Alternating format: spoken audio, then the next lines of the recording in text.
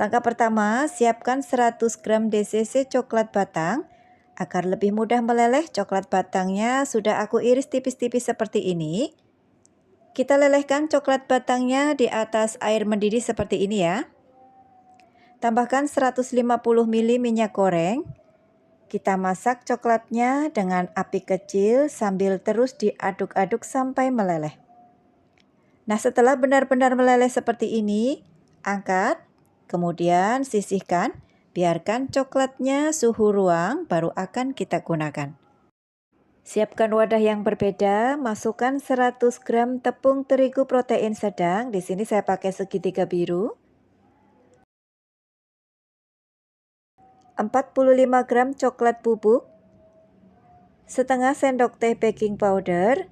Untuk bahan keringnya kita ayak seperti ini agar tidak ada bahan yang bergumpal, terutama untuk coklat bubuknya karena biasanya coklat bubuk suka menggumpal. Kemudian aduk-aduk sampai tercampur merata. Nah, kalau sudah, ini juga kita sisihkan dahulu ya. Oke, di wadah yang lebih besar masukkan 5 butir telur ukuran sedang. Gunakan yang suhu ruang ya teman-teman. 175 gram gula pasir, 1 sendok teh SP,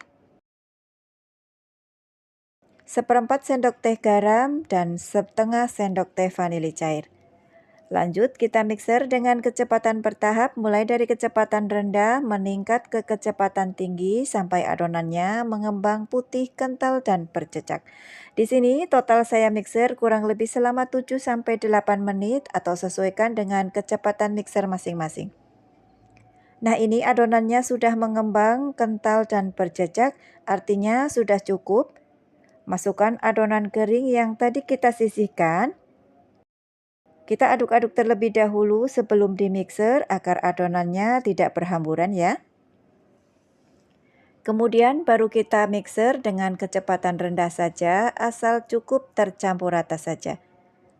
Setelah cukup tercampur merata, matikan mixernya. Kita masukkan coklat lelehnya yang sudah suhu ruang. Kemudian kita mixer sebentar, tidak usah sampai tercampur rata ya. Dan lanjut, kita aduk dengan spatula sambil dirapikan pinggirannya. Kita aduk dengan teknik aduk balik pelan-pelan saja. Pastikan tidak ada minyak atau adonan yang mengendap di bagian bawah agar kuenya tidak pantat. Nah, untuk tekstur adonannya lembut dan kental seperti ini. Oke, ini kita sisihkan dahulu ya. Oke, lanjut. Di sini sudah aku siapkan loyang puding dengan diameter 13 cm seperti ini. Untuk bagian bawahnya tidak aku olesi apapun ya. Kemudian kita tuang adonannya. Di sini adonannya sudah aku masukkan ke dalam gelas takar ya. Nah, seperti ini agar lebih mudah, tapi ini masih belepotan teman-teman. Kalau saran saya sebaiknya adonannya dimasukkan ke dalam plastik segitiga agar lebih mudah dan lebih praktis. Kita masukkan adonannya cukup setengah bagian dari cetakan saja ya, karena nanti kuenya akan mengembang. Nah, hasilnya jadi 5 loyang seperti ini ya. Kemudian kita ratakan dulu dengan lidi tusuk sate. Lalu hentak-hentakan untuk mengeluarkan gelembung udara. Nah, seperti ini bisa langsung kita kukus. Oke, setelah kukusannya mendidih, masukkan loyang yang berisi adonan ke kukusan. Kita kukus kuenya dengan api sedang cenderung kecil, kurang lebih selama 30 menit atau sampai matang. Jangan lupa untuk tutup kukusan yang rata. Tutup kukusan harus dialasi dengan kain agar airnya tidak menetes ke adonan. Oke teman-teman, ini setelah 30 menit, buka tutup kukusannya. Kita tes tusuk terlebih dahulu, kalau tidak ada yang menempel, tandanya sudah matang ya. Matikan kompornya, angkat satu persatu kuenya dan sisihkan.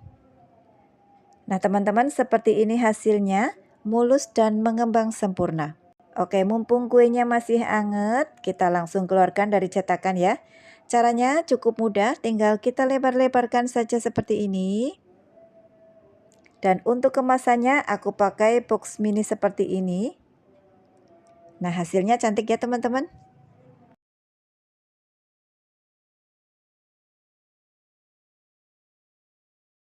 Nah, setelah selesai, kuenya bisa langsung diberi topping. Untuk toppingnya di sini saya memakai glaze coklat 4 rasa. Ada rasa dark choco, rasa vanilla, tiramisu, dan rasa mochaccino. Di sini coklat glaze-nya sudah aku masukkan ke dalam plastik segitiga ya teman-teman. Untuk caranya teman-teman bisa lihat di video.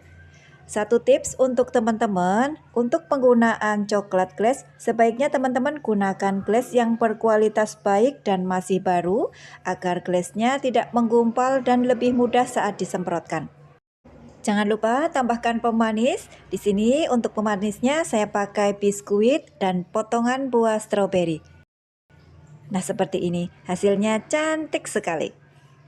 Dan tara, brownies kukus dengan 5 telur hasilnya sangat cantik dan menarik. Cocok banget untuk ide jualan, ide hantaran, kue ulang tahun, atau sekedar untuk teman ngeteh di rumah. Untuk resep lengkap dan saran harga jual nanti aku tulis di kolom deskripsi ya. Nah teman-teman, akhirnya resep brownies kukus 5 telur sudah selesai kita buat. Resepnya sangat mudah ya, hasilnya juga cantik sekali. Untuk rasanya sudah bisa dilihat teman-teman. Di samping lembut banget, ini super moist, legit, dan nyoklat. Dan yang pasti nggak bikin seret di tenggorokan. Dijamin dari anak-anak sampai dewasa semua suka. Nah teman-teman, terima kasih sudah melihat videonya hingga akhir. Semoga resepnya bermanfaat ya. Jangan lupa dicoba. Sampai jumpa di video selanjutnya. Wassalamualaikum warahmatullahi wabarakatuh. Dadah. Langkah pertama, siapkan wadah, masukkan 3 butir telur suhu ruang. Saya pakai yang ukuran sedang ya. 120 gram gula pasir atau setara dengan 8 sendok makan. Setengah sendok teh vanili cair. 1 sendok teh cake emulsifier, saya pakai SP, teman-teman bisa juga pakai TBM atau ovalet.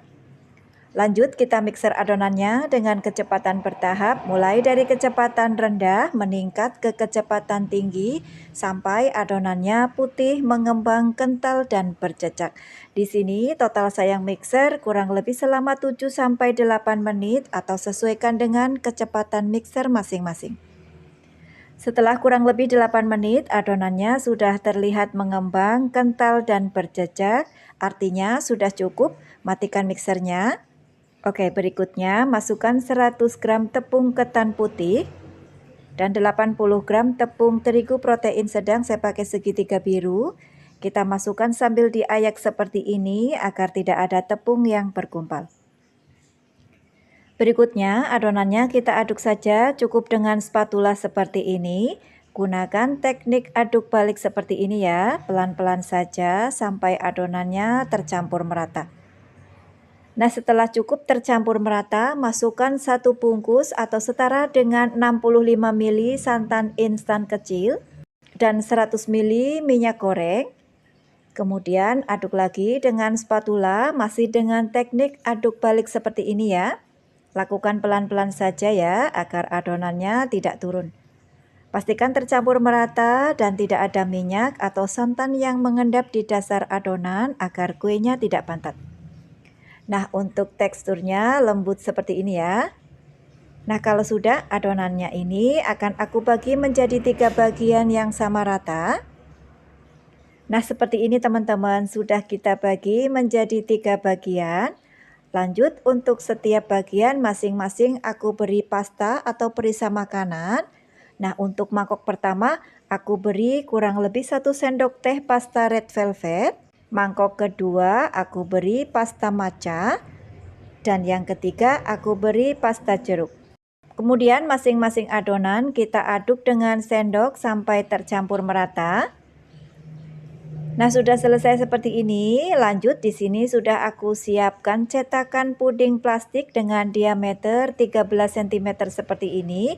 Dan untuk bagian bawahnya sudah aku olesi dengan minyak tipis-tipis. Kemudian tuang adonannya ke cetakan, kita tuang sampai hampir penuh. Nah, sudah selesai semua, kita masukkan ke cetakan seperti ini. Selanjutnya ini akan langsung kita kukus. Setelah kelakatnya benar-benar mendidih seperti ini, masukkan satu persatu cetakan yang berisi adonan.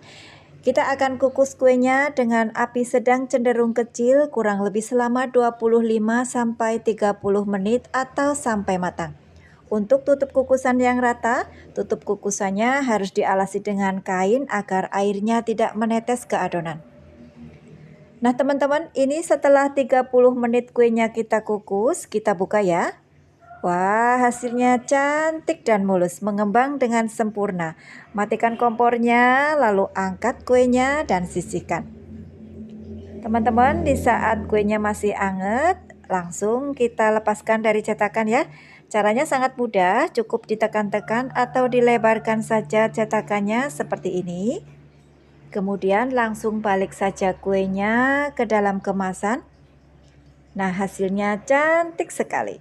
Oh ya, untuk kemasannya aku pakai cup mika roti kotak seperti ini. Untuk detail ukuran dan link pembeliannya nanti aku cantumkan di kolom deskripsi ya. Oke teman-teman, kalau sudah langsung saja kita beri topping ya. Untuk toppingnya di sini saya punya glaze rasa susu seperti ini. Untuk glaze-nya di sini aku beli ya agar lebih praktis. Tuang glaze susunya ke atas kuenya. Di sini saya gunakan sendok seperti ini. Untuk caranya teman-teman bisa lihat di video. Nah, kalau sudah kemudian hentak-hentakan agar glaze-nya meleleh ke bawah. Nah, seperti ini. Oke, berikutnya untuk pemanisnya di sini aku tambahkan potongan buah stroberi dan daun mint. Lalu aku taburi juga dengan crispy ball seperti ini. Nah, hasilnya jadi cantik ya. Nah, teman-teman, bolu ketan putih viral dengan aneka rasa, hasilnya sangat cantik. Satu resep menghasilkan 3 loyang seperti ini. Dikemas dengan cup mika yang unik seperti ini, hasilnya jadi lebih menarik dan menambah nilai jual. Nah, kalau untuk rasa, untuk teman-teman yang sudah mencoba lembutnya bolu ketan putih pasti ketagihan. Selain empuk dan lembut, kue ini juga sangat menul-menul dan ini enak banget. Kue ini recommended banget untuk ide jualan. Untuk resep dan saran harga jual nanti aku tulis di kolom deskripsi ya. Nah teman-teman, terima kasih sudah melihat videonya hingga akhir. Semoga resepnya bermanfaat. Selamat mencoba. Wassalamualaikum warahmatullahi wabarakatuh. Dadah.